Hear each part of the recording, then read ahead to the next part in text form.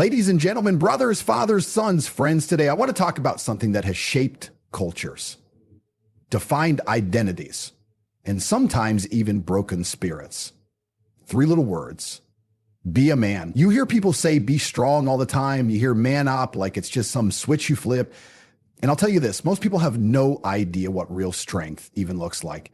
They think it's about muscles, aggression, looking tough, acting hard. That's not strength. That's ego in disguise. It's a mask. Real strength is what you show when life hits you harder than any opponent ever could, and you still get back up. Everybody wants to be a beast until it's time to do what beasts do. They want the results, the respect, the power, but they don't want the struggle. The cold mornings, the late nights, the grind, the discipline. That's where strength lives, is in what you do when nobody's watching. When there's no applause, no social media likes, just you, your ambition, and your will. Being a man means choosing strength when it's inconvenient. You think lifting weights makes you strong? That's easy. Try lifting your life when everything around you is falling apart. Try keeping your head when everyone's panicking. Try being the one who stays calm under pressure, who protects, who provides, who leads without letting the world break him. That's real strength. That's what it means to be a man. And let me make something clear. Physical strength matters. Your body is your temple. You should train it, master it, push it. But if that's all you've got, if you've got a six-pack but a weak mindset, if your arms are strong but your discipline is soft, then you're not strong. You're pretending. Because strength isn't about looking the part. It's about living it. So it's easy to be loud. Anyone can puff their chest and talk big, but that quiet power, the ability to walk into a room and not say a word and still have everyone feel your presence, that doesn't come from ego. That comes from mastery. Mastery of self, control of your thoughts, your emotions, your actions. The strongest man in the room isn't the loudest. It's the one who's already fought battles no one even knows about and didn't quit. You know what else takes strength? Responsibility. Being a man means taking full ownership of your life. No blaming, no complaining, no excuses. If you're broke, it's your responsibility to fix it. If you're out of shape, it's on you to change it. If your life isn't where you want it to be, you don't sit around crying about how unfair the world is. You stand up and do something about it. We live in a world now that's trying to soften men, telling them it's okay to settle, to lower their standards, to be mediocre. I refuse. And you should too. You were not built to be average. You were not built to blend in. You were built to rise, to push limits, to become unshakable. And that requires strength. The kind of strength that lets you walk away from things that don't serve you.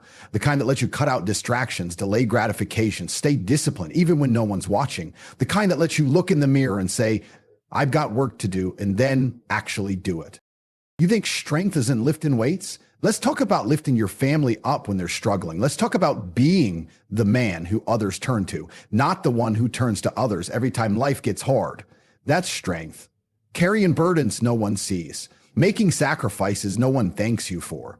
Showing up day after day when your body is tired. Your mind is exhausted and you feel like giving up, but you don't.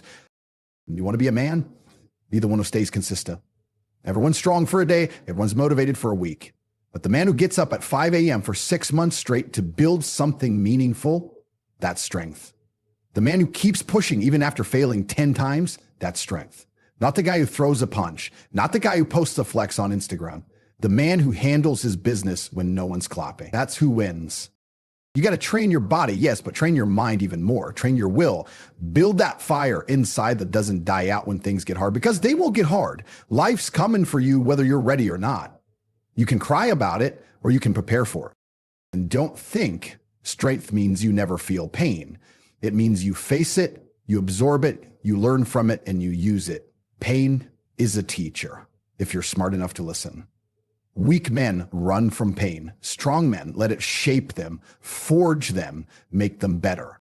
The strongest men I know have been through hell. They've lost, they've failed, they've been betrayed, broken, tested, and they came out sharper, tougher, wiser. You want to be strong? Embrace the fire, walk through it, let it burn away your excuses, your laziness, your fear. Let it carve out the man you're meant to become. Because at the end of the day, strength isn't about dominance. It's about discipline. It's not about aggression. It's about self-control. It's not about how many people follow you.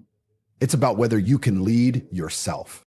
So be a man. Be the kind of man who doesn't just survive storms. He becomes the storm. One that doesn't beg for comfort or wait for motivation. One that doesn't fold when life gets rough. One that doesn't blame the world, but builds his own. People love to say things like, don't show weakness. They treat emotions like a virus, something you have to hide or get rid of if you want to be taken seriously as a man.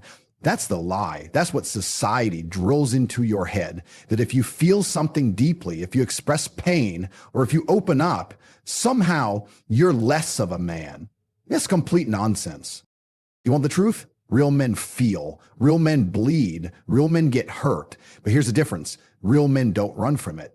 They don't bury it. They don't numb it out. They face it head on. Vulnerability isn't weakness. It's raw, unfiltered strength. You ever try telling the truth when your voice is shaking? That takes power. You ever admit you're scared but move forward anyway? That's courage. That's the kind of man people follow. That's the kind of man who builds an unshakable life.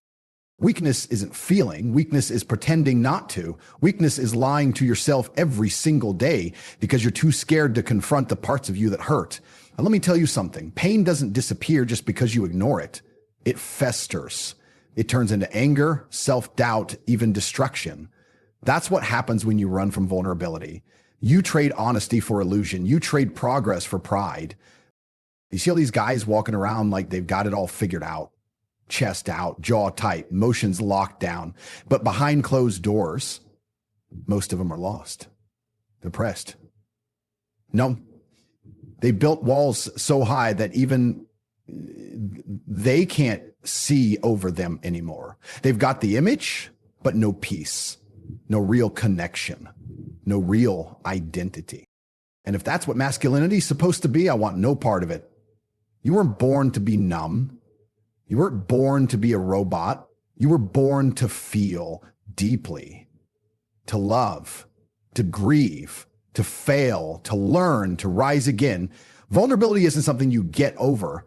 It's something you learn to use. It's the tool that separates the fake from the real, the loud from the strong, the boys from the men. And I'm not saying walk around crying all day. I'm not saying spill your soul to anyone who asks. No. I'm saying be real enough to own what's going on inside of you, even when it's messy, especially when it's messy.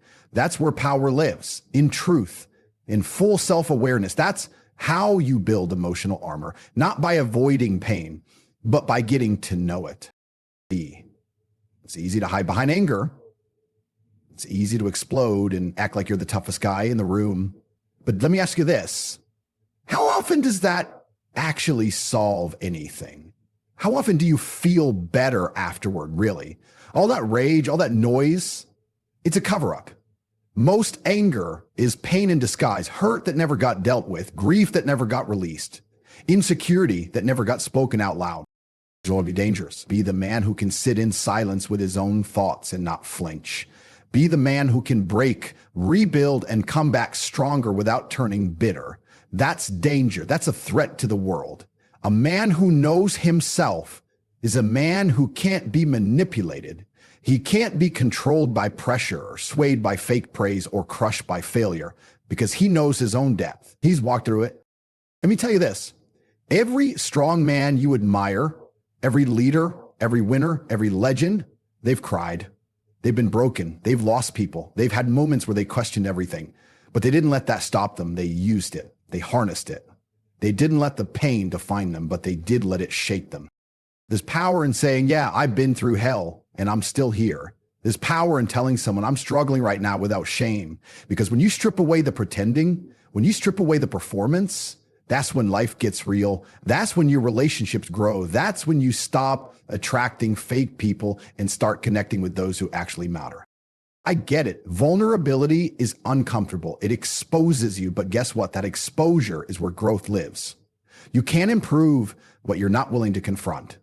You can't evolve if you're hiding from who you really are. And you can't lead anyone else until you've led yourself through your own darkness.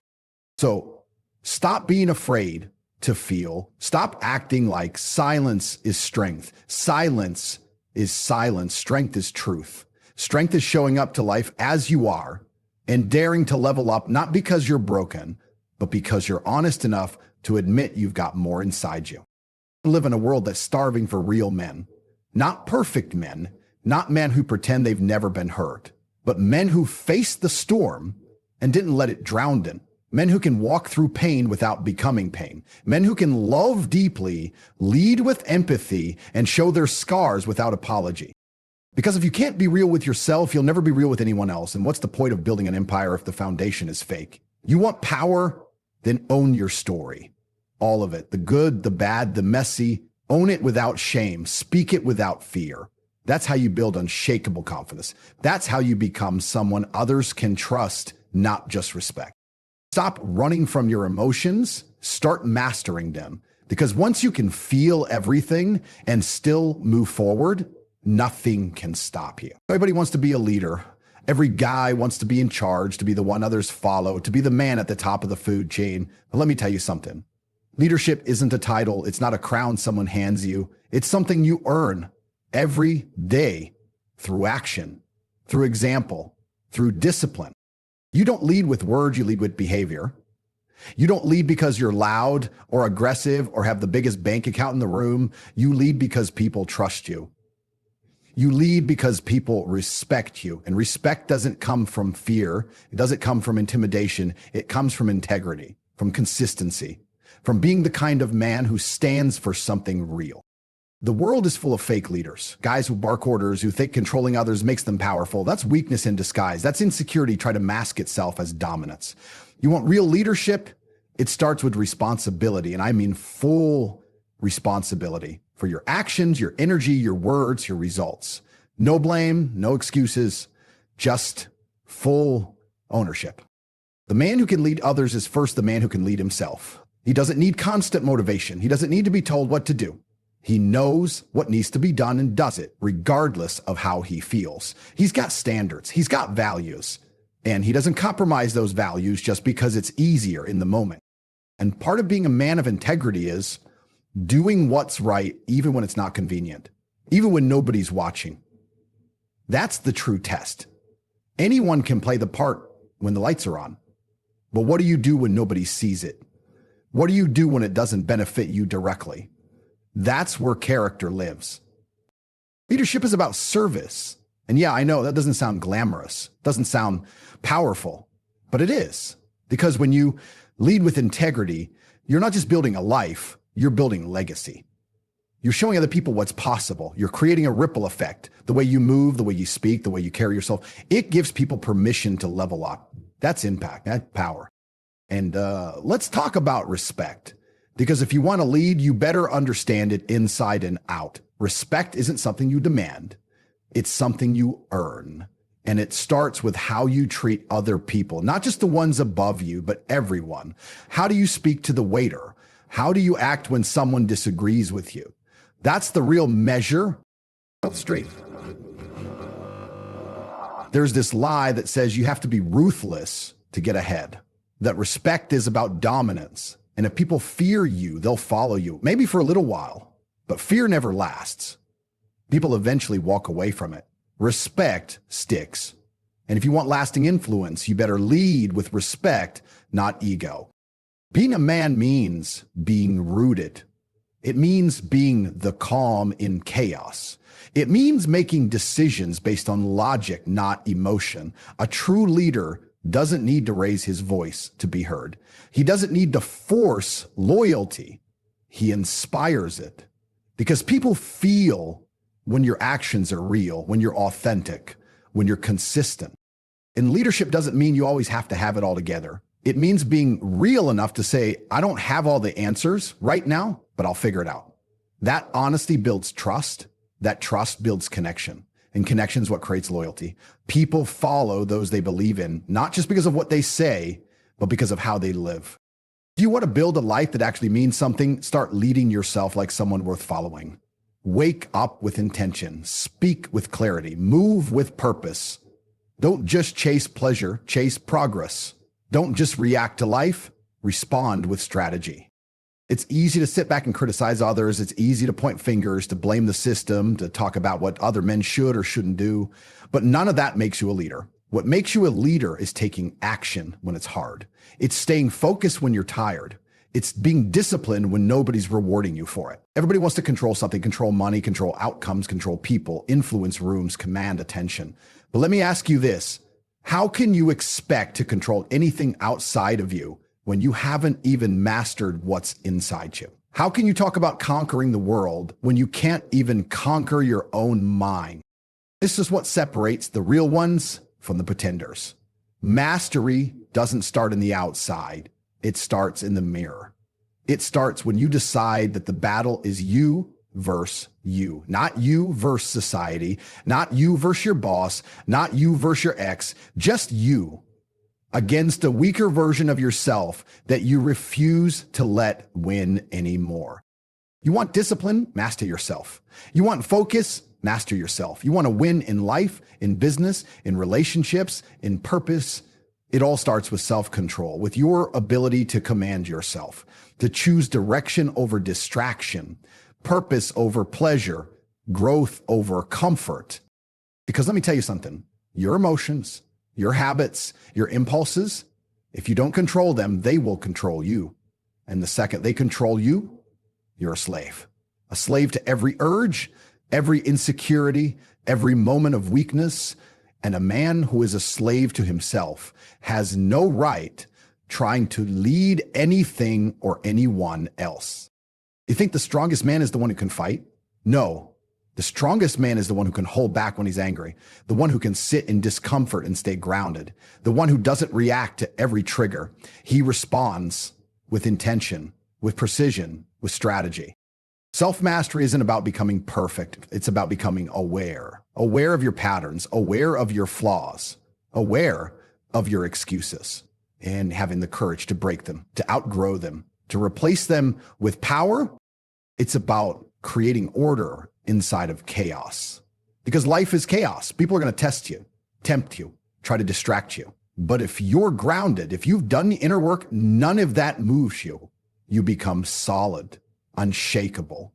While everyone else is scrambling, chasing dopamine hits and blaming the world, you're building empires brick by brick because your foundation is you. You want to know what that looks like?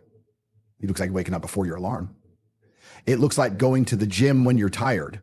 It looks like saying no to things that feel good now but cost you later. It's boring, it's repetitive, it's ruthless, but that's the price of greatness. That's what self-mastery demands. And this applies to every area of your life, physically, emotionally, financially, spiritually. You can't be broke, addicted, undisciplined, and distracted and then wonder why life doesn't respect you. The world mirrors who you are. You show up as average, it'll give you average. You show up sharp, prepared, focused, the game bends to you. Let's talk about the mental game, because that's where most men fall apart. The mind is a battlefield, and if you don't train it, it'll run you into the ground. You think your worst enemy is out there? No, he lives inside you. He whispers lies when you're tired. He tempts you to quit when it gets hard. He tempts you with comfort. He floods you with doubt. And unless you shut him down daily, he wins every single time. That voice in your head that says, I'll do it tomorrow, I'm too tired. One time won't hurt. You kill that voice. You bury it under routine, under excellence, under repetition. That's how you master yourself. You don't let that voice speak louder than your mission. And don't confuse self-mastery with being soft. This isn't about candles and affirmations. This is about war, daily war, between who you are and who you're supposed to become. It's about controlling your tongue when you want to lash out, controlling your thoughts when they spiral, controlling your time like it's your most precious resource, because it is.